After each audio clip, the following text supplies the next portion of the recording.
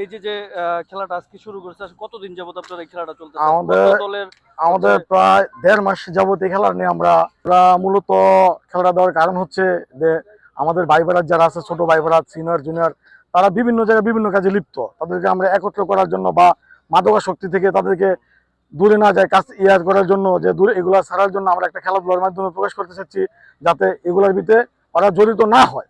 তার জন্য আমাদের আজকে জাউচরে 7টা টিমের খেলা আমরা অংশগ্রহণ করেছি। এর মধ্যে আমাদের ফাইনালের জন্য 2টা টিম বাছাই করা হয়েছে।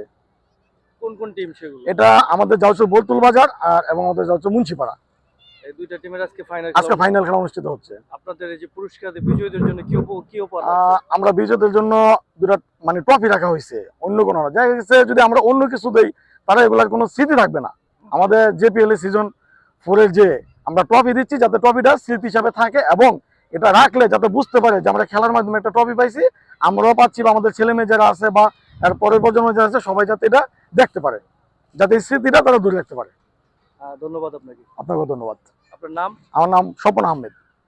কমিটির কিসের দায়িত্বে আছেন? আমি পরিচালনার দায়িত্বে আছি। ধন্যবাদ। আচ্ছা।